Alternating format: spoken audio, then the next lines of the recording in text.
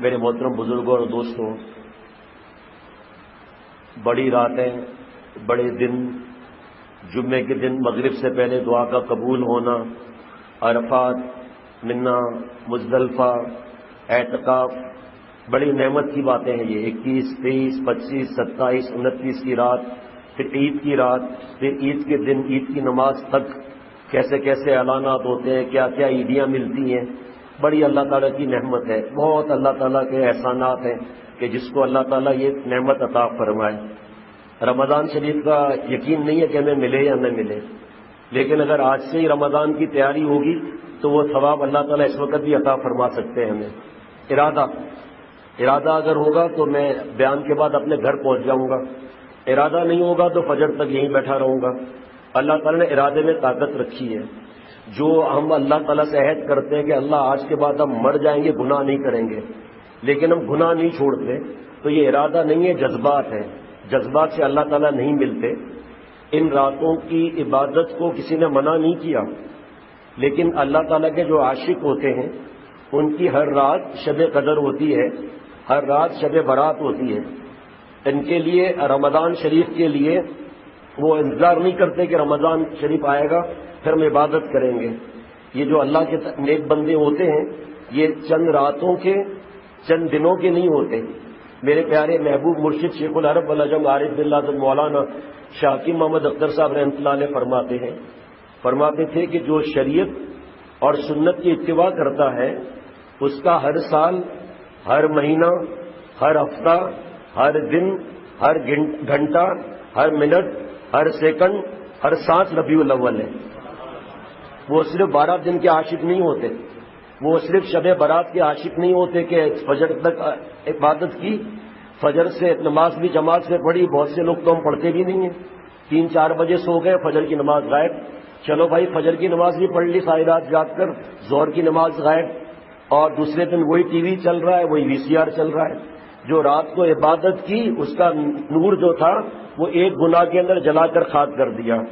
1000 تہجد کا نور صرف نامحرم کو دیکھنے سے چلا جاتا ہے۔ حضرت حکیم الامت مجدد ملت حضرت مولانا شاہ اشرف علی تھانوی صاحب رحمۃ اللہ علیہ فرماتے تھے کہ ہزاروں تہجد سے بڑھ کر ہے، ہزاروں تہجد سے بڑھ کر ہے ایک گناہ کو چھوڑ دینا۔ اگر کوئی بہترین پیزا کھائے اور برگر کھائے اور جوس پیے، سوپ پیے، بادام والا دودھ پیے اور اصلی گھی کے ساتھ پراٹھے کھائے اور بڑی طاقت آ گئی رات تک، اور رات کو تھوڑا سا زہر چاٹ لیا، تو آپ بتاؤ اس کی طاقت رہے گی؟ ہمارا یہی حال ہے۔ ہم شب برات کا انتظار کرتے ہیں اور اس کے بعد پھر اللہ کو ناراض کرتے ہیں، اور پھر وہی کا بات وہی حضرت والا کا جملہ ہے کہ محنت کی کمائی مفت میں گوائی۔ بھائی وضو کیا، مسجد میں آئے، پہلی صف میں بیٹھے، پہلی صف میں ایک بات یاد آئی کہ اگر کوئی مسجد میں آیا اور اس میں اپنا رومال، اپنی تسبیح اور اپنا جام نماز رکھا اور چلا گیا، اور بعد میں آ کر اس جگہ پر آ کر بیٹھا، تو علماء فرماتے ہیں اس نے صحیح نہیں کیا۔ اگر وہ جا نماز بچھائے یا نہ بچھائے اور وہاں پر صرف بیٹھ کے تھوڑا ذکر کر لے، دو نفل بھی موقع نہیں ہے، تھوڑا ذکر کر لے، ایک آیت پڑھ لے، مثال بتا رہا ہوں، اس کے بعد وہ اپنی تسبیح ٹوپی رکھ کر جاتا ہے، تو اب یہ جگہ اس وقت تک کے لیے اس کا حق ہے، دوسرے وقت کے لیے نہیں، اب اس کا وہ حق ہے۔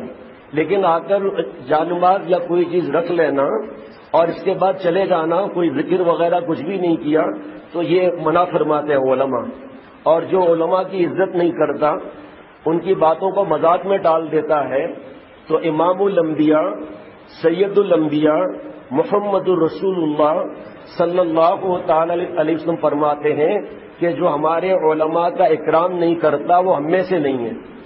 اور اس سے بڑھ کر فرمایا العلماء ورثۃ الانبیاء، یہ اہل علم حضرات یہ انبیاء علیہ الصلوۃ والسلام کے وارث ہیں، اور انبیاء علیہ الصلوۃ والسلام نے وراثت میں درہم اور دینار نہیں چھوڑے۔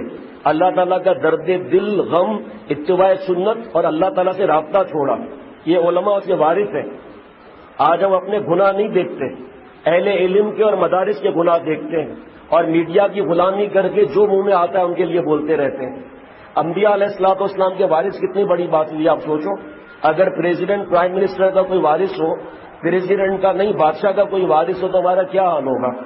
مسجد کے خدام سے ہمارا کیا تعلق ہوتا ہے؟ امام صاحب تو بہت بڑی بات ہو گئی، لیکن جو مسجد کے خادم ہیں ان کو ایسے ہی سمجھتے ہیں۔ ہمارے پیارے شیخ فرماتے تھے کہ پریزیڈنٹ ہاؤس کا چپراسی، پریزیڈنٹ ہاؤس پرائم منسٹر کا چپراسی، جھاڑو لگانے والا، وہاں پر چوکیداری کرنے والا، آپ کا اس سے کیا تعلق ہوگا؟ کیسا آپ کا اس سے تعلق ہوگا؟ اکڑ کا تعلق ہوگا، جھڑکنے کا تعلق ہوگا، یا بھوت پالش کا تعلق ہوگا جس کو دین کی سمجھ نہیں؟ یہ مسجد کس کا گھر ہے؟ کہ کس کا ہاؤس ہے یہ؟ پریزیڈنٹ ہاؤس کیا بیچتا ہے اس کے سامنے؟ پرائم منسٹر ہاؤس کیا بیچتا ہے اس کے سامنے؟ تو اس گھر کا صفائی کرنے والا میرے دوستوں اور ساتھیوں، اس کا ہمیں کتنی عزت کرنی چاہیے۔ اذان دینے والے کی گردنیں سب سے اونچی ہوں گی، اور جہاں تک آواز جائے گی وہ سب گواہی دیں گے۔ ہمارا ان سے کیسا معاملہ ہے؟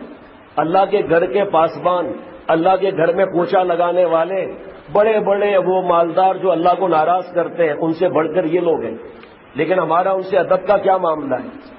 کیسے ہم ان سے جھڑکتے ہیں، نہیں جھڑکتے؟ تو اللہ